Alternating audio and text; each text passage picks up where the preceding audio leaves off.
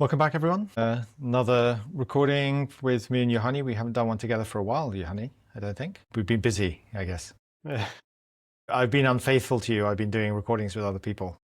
I've seen them, So, but they've yeah. been pretty good, so I'm fine with that.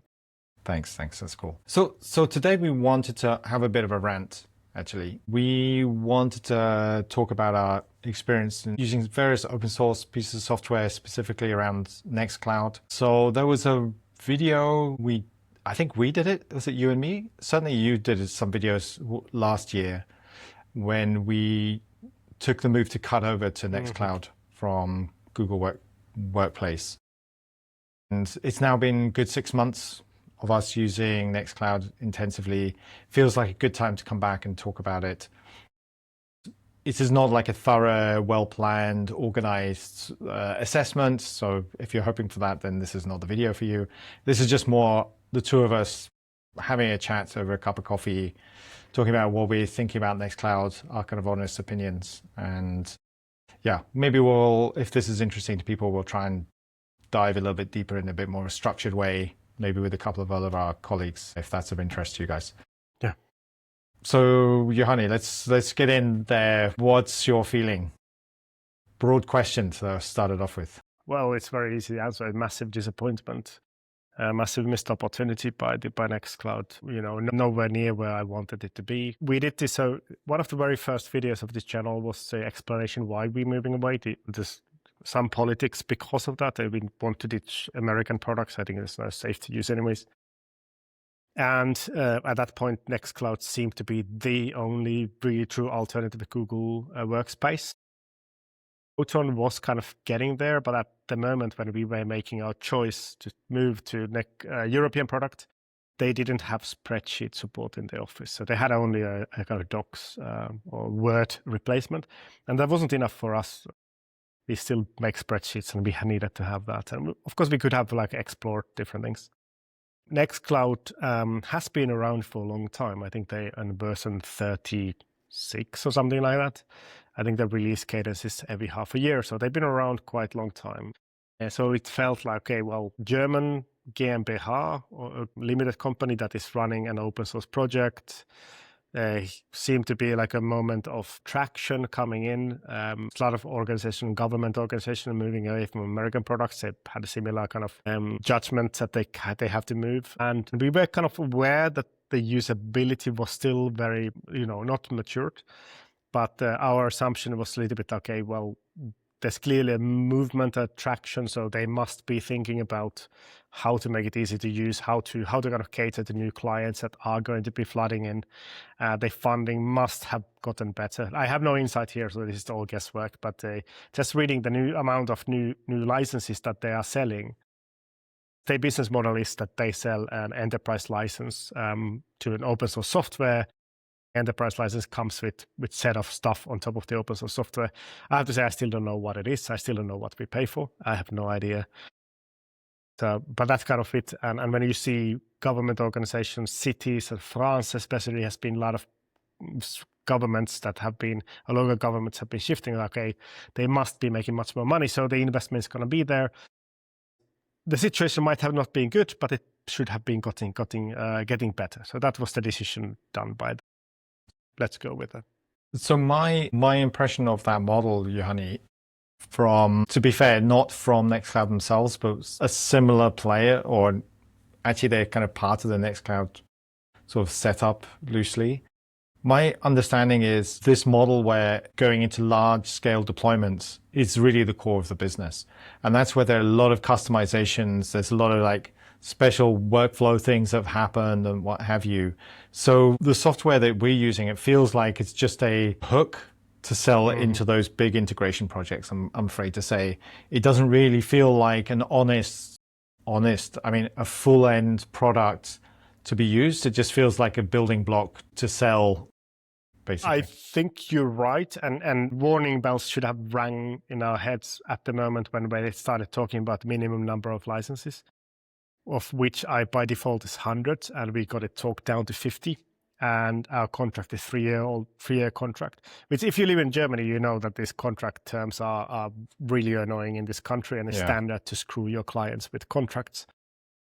You don't think about your best interest of your client, your best how you can get next euro next month.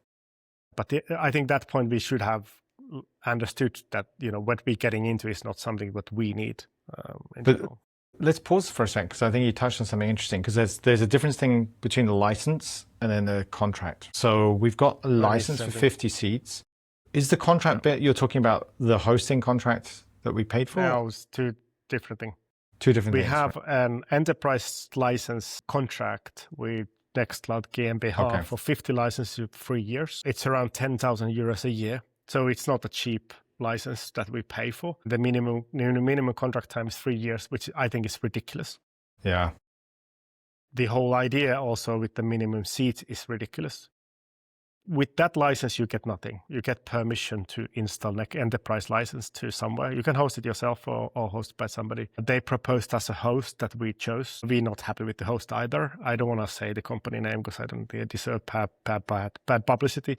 But in general, the hosting company hasn't really been up to par in our opinion. We thought it was a tiny company, but turns out it isn't. In general, what happens, and this is again quite common in Germany, but in other countries as well, our biggest fear has come to reality where we're between two companies. With both, neither of them are willing to really take responsibility. Both of them talk nice, both of them are friendly. The people there we interact with are nice people. But you talk to Nextcloud and they say, well, talk to your hosting provider, and they say the same the other way around. We had a long problem that our video calls didn't work. I still work. Video calls didn't work properly. And they was like, well, Nextcloud say, well, hosting provider hasn't installed something. And hosting provider said, yeah, they have installed it. Okay, what do we do? Nothing, right? It gets worse than that, Johanni. I brought up my, not concerns, but I was at an open source conference earlier this year, and Michael from Collabora was there, and you've done an interview with him on here. And I said to him, like, listen, I mean, it's kind of, our experience of using Collabora was so bad in Nextcloud. We were really surprised, because when I see him demo it and using it, it looks great. And then I'm like, how can we have this gap between the two? And it's like, what's going on? And he's like, yeah, it's probably the hosting provider. And he's like, there's some things like if you use the same data stores, and if you do that, I mean, he had like a whole list of things that could create this problem. Yeah. And it's really obvious. It's not our problem. Yeah, the problem is like we shouldn't have to know about those details. The hosting provider should have that under control. This is the whole point. If you go ahead, sorry. Well, the problem is that it then comes into like, where's the single point of truth on the install? Because now you've got Nextcloud, you've got Collabora, you've got the hosting provider. They've got another thing in there like for emails. I'm sure they've got a whole bunch of other things in there for intrusion detections and all sorts of other software running there. Where's the single point of truth? Yeah, and I thought that this is the 10,000 euros a year that we get from Nextcloud. Right. Okay, we pay you guys, you make sure everything works. That's the point. That's why you pay to Google, not because it's particularly good. It's just because it's so easy to use. You don't have to worry about it. Google has no customer support on anything, but it just works. And that's a sad reality. I wouldn't go back to Google. I think if I made a choice now, I would look at Proton quite seriously. But I don't think I want to live in a world where Proton takes over either. It's a for-profit closed source company. I think we should have an alternative for this. But this is the problem. Like, we pay big chunk of money. Our hosting provider, we pay less. Don't remember the exact numbers. But we pay them fair amount to run our service. We pay for 50 users, which we have 8. We currently have 8 users, but we pay for 50. But we still don't have our services working. The fact is that we still have Google Workspace running because we can't get Nextcloud to replace it. So we now pay for Google and Nextcloud. And when we have customer calls, our people, they go like, well, I can't trust that people can join the Nextcloud call. I need to send them a Google Meet link because you can't risk with the client. Exactly. And same thing when I'm on the move, I'll use Google Meet because Nextcloud Talk app on Android can't use Bluetooth headphones. It just goes from my speakers all the time. It doesn't work. It kind of works, but that's another problem. My phone, it doesn't. That's another problem is the stage of readiness on the software. But we'll come on to that in a sec. We should come on to the sec. I think the last thing to kind of say about the kind of the setup piece that's that's kind of disappointing is that there's not really a place for us to, there's nobody for us to kind of talk to. You expect with an enterprise license there would be a kind of a support mechanism. Maybe it's there, well, maybe we don't use it. We have an email. We have an email on the Nextcloud. To be fair to them, we have an email address. There's a customer success guy at Nextcloud who's our contact person. The problem is that it doesn't really feel like anything happens when you contact it. It always goes to this ping pong. Could be, but again, I need to be very careful not to blame these individual people because every interaction we have had with them has been very good. All the way to the top of the organization has been very good. But it's just we in the state where we shouldn't have to deal with this. The point of buying an enterprise service is that you don't want to feel. We have a business to run. I just want to be able to send a Nextcloud or a video conference link to somebody and make sure it works. I don't want to worry about it. Like I can't. I just can't. That's the problem. So let me be like the super negative guy for a bit. I know that there's a general negativity in this podcast, so people who don't like negativity might want to jump out now. So the negativity I want to add in here is just really the readiness of the software. So if we had a deployment problem, that's one thing. But then, okay, we would then kind of get into it. Part of the thing, I think, why we're not really getting into the kind of the core of the problem in terms of the hosting and deployment or whatever, is actually the software doesn't feel that good. I'm sorry to say, it doesn't feel ready enough and complete enough. And I think it's led to us, at least for me, saying, well, the problem, even if we get time to get all of it running nicely, it's still just going to be a bit meh from a user experience. So I'm not really invested in it. I'm happy just to label the whole thing as being a bit rubbish. So that's a real disappointment on the status of the software. And it's not just the features on the side, it's core features. So one big mistake Nextcloud has done as an organization, in my opinion, is not to include email. And email is such a core system. So this again creates this kind of multi-company thing. Our hosting provider is providing us an email client, but it doesn't quite work. We also have a then third company that provides our domain control, who we have bought our company domain from, which is then pointing to emails and pointing to our system. But again, there's problems that didn't allow us to do some subdomains and stuff like that. So again, we're just running around for different companies we pay a lot of money to and trying to get stuff working. But the email is run by a different, it looks like it's from 1980s, some email server, no idea. Emails go through, that's fine. But then the email client is up to us. Nextcloud has an email client, which I use. I now finally got around to get it working on desktop email, which is not much better. But the email client, the Nextcloud, fails on creating filters for. So I say, I deploy a lot of stuff to Clever Cloud, and it sends me a lot of emails. I go click there, create filter from this one, which is a very standard use case. And the only thing I get was saying, error creating filter. Okay, what's going on?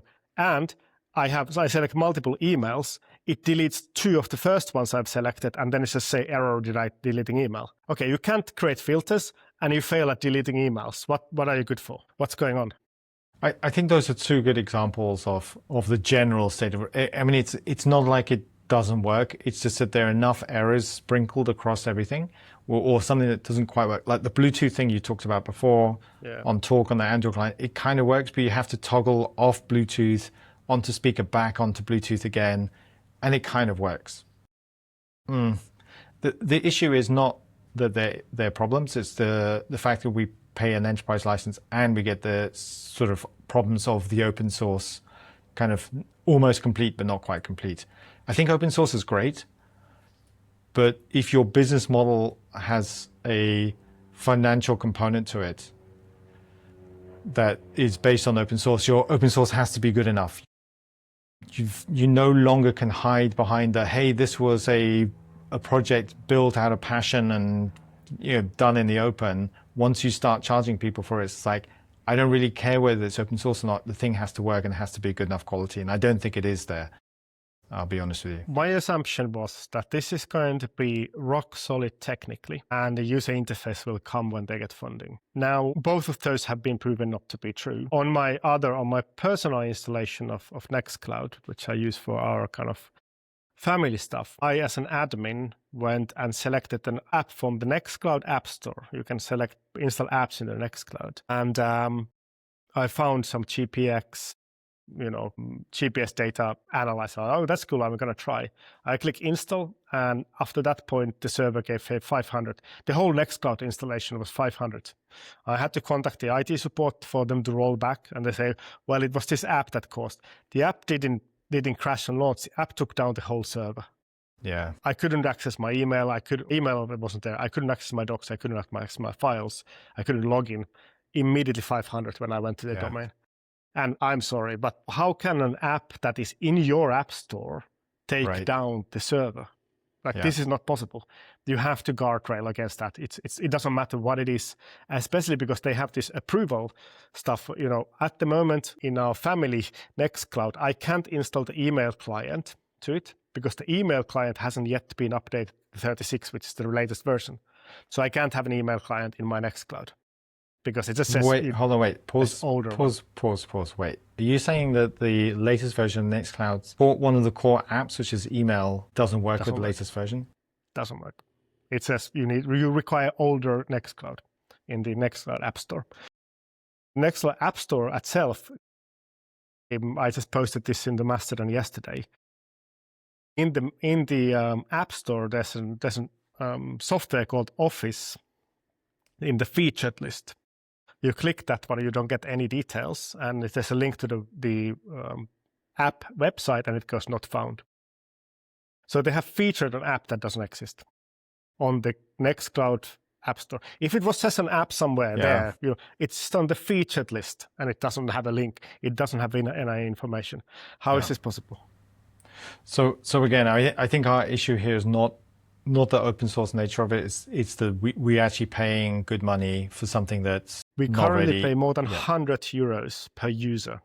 Yeah. For something that we cannot use. We use it, but like you said, the Collabora Office is so laggy that I can't use it. When I type, there's 2-second delay until the letters. Exactly. I'm glad it's not just me. I thought it was me because I was like, especially if I'm like using like Vivaldi on Linux, opening this stuff, but it should, and that doesn't help in elsewhere.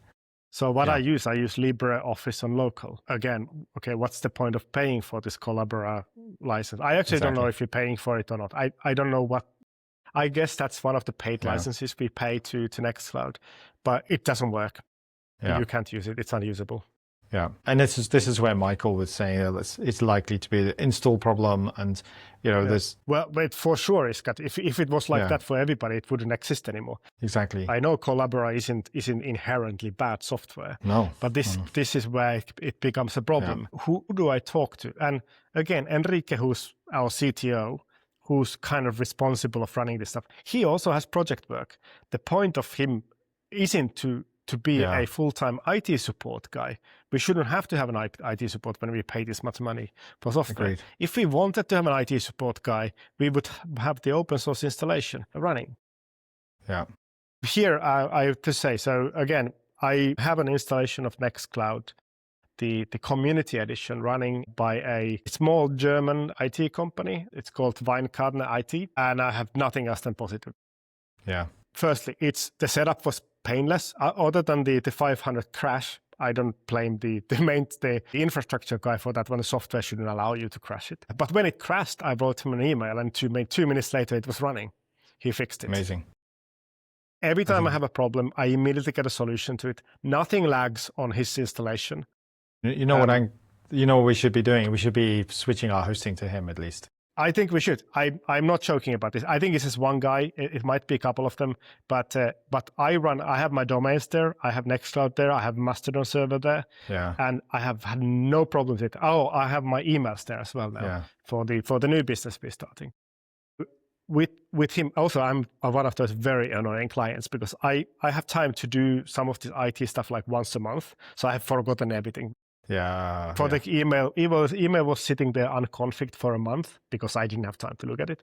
And then I was okay, I need to get the email working. I wrote him, sorry, I don't remember any of this anymore. Can you fix it? And immediately fixed. And so if anybody, this is not paid advertisement, I have no affiliation, but if anybody wants to have a good private stuff running, talk to this guy because it's been so good. And he's very patient with me being a very incompetent IT person. So it's very good.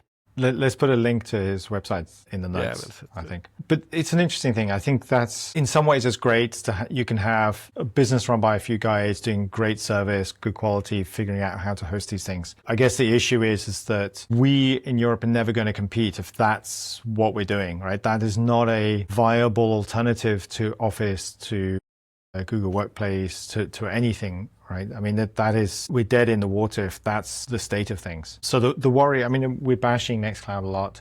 I mean, we're just generally unhappy. We're bashing not the people, we're bashing just our experience using it. But that's gotta change. I know there's what was the name of the project, Johanni? Was it Euro Office or something like that? Trying to create a bit more out of the box solution. I don't know how that looks. Yes, so there's there's some positivity. So this is a fork of OnlyOffice, which is in theory Lithuanian, in practice Russian.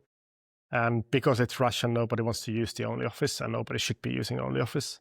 But it's fully open source and the code base isn't too bad. And the OnlyOffice software actually is pretty decent. Tech preview on GitHub. Again, it's a little bit, why do you go to GitHub? Yeah.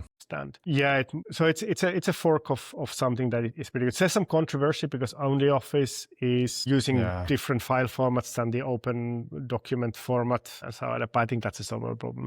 It's GitHub. But so this could be an interesting thing. But again, Nextcloud is part of the collaboration here and things like that. So they need to shift their focus a little bit to usability and user interfaces. So I mean, there are a couple of things we can. I don't think like an hour of us complaining it's going to make anyone want to stay and listen.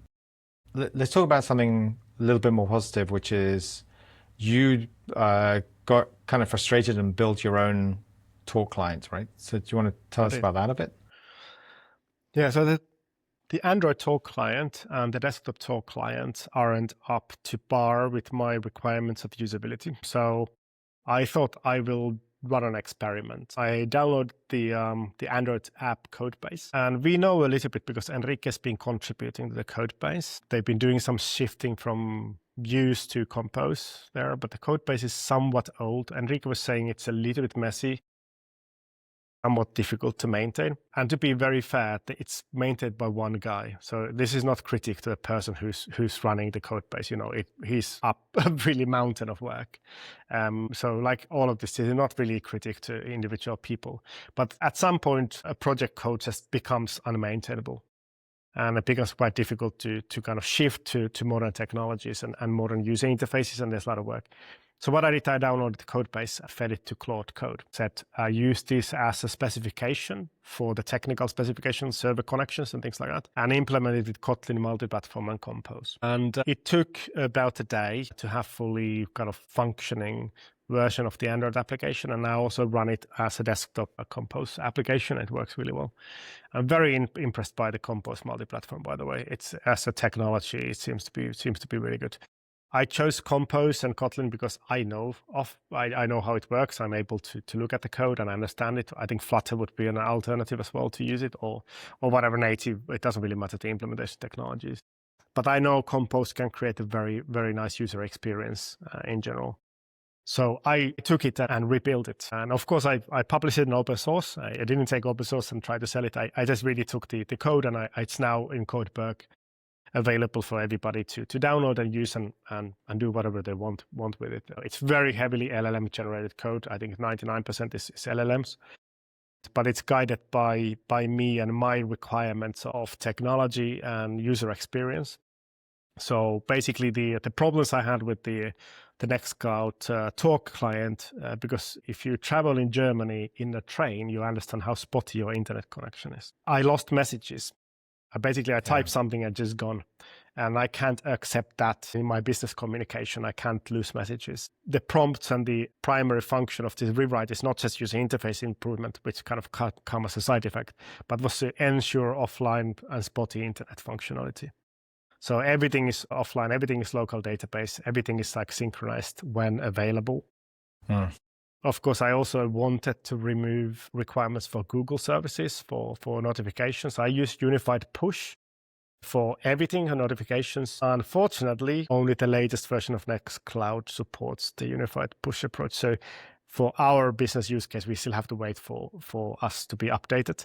But my personal one, I get push notifications without any Google push notifications. Okay. So that works fine. I think that is a pretty critical one, actually. For communication tools, notifications are a must-have. It is. On desktop, there's no problem. It keeps socket open, which is a part the desktop application does as well. But yeah, on Android at the moment, if you have older version, it pulses every 15 minutes and you get notifications 15 minutes. Because, it's a hack that works. I don't want Google notifications in it. We might get some comments. I hope we get some comments. People kind of saying, well, it's open source and, if things aren't great, then it's just because it's open source. And the Nextcloud Talk application has got one guy supporting it, and that's what you expect with open source. I would agree with that argument if it wasn't for the fact that you've got a company sitting there selling services off the back of the open source. And again, we're people who bought licenses to a software. When money is involved, all of the arguments about open source and quality fall away in my point of view. It's like open source does not mean poor quality or half-baked or not quite done or one guy supporting 5 different platforms. Open source doesn't mean that you cut corners, especially if you're paying money for it. So this is probably another topic we need to talk about is what do we actually see as the value of open source.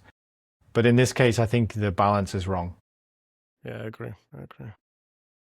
So I wanted to sort of try to head towards a kind of a finish here, and I want to talk about where we might take things next. So we've got a few different options. Option 1 is we just abandon Nextcloud completely and either suck up the cost or try and get some money back or something. So that's one option. Mm-hmm. Another option is we assume that part of the problem is the hosting and that we try and move our hosting provider. And that's another option. Maybe another variant yet again is maybe we look at adding some of our own tooling into the mix, build some UIs on top, invest a bit of time to do that, try and make an experience that we're happy with. What else? Yeah. Where else could we take it at this stage? It's like, I don't want to go back to Google. So to me, that's not really an option. I'm also really don't want to go to Proton. I don't think Nothing against Proton as such, but I think it looks polished at the front, but I think the user experience is not all of that. I mean, it's not so amazing. One of our sort of sister companies has moved over to Proton, and I think there's kind of mixed feelings about that too. Yeah.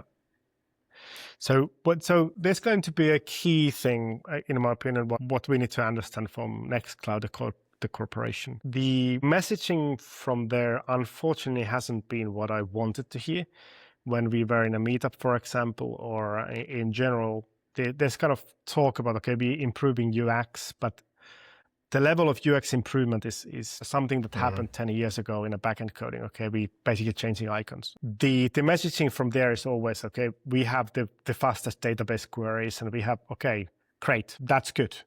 Keep doing that. That's definitely important. It's very important that files are safe and secure. Privacy first. I fully appreciate if you hear what Frank is saying in the interviews, the CEO of Nextcloud. I support his message. There's nothing wrong about the privacy first. But you can't sacrifice usability for that. You have to, they're also not mutually exclusive. If you think they are mutually exclusive, I think you've gone wrong. They should include email. They should include hosting services as one package. I know the decision by Nextcloud is that they don't want to be hosting provider because then they would get access to user data, and they don't want to have that because then that would compromise the privacy promise that they have. I don't think that's correct. There need to be a shift in the messaging from Nextcloud to understand that, hey, we are not in a good place. The problem is that what we hear from them, they think they are fine.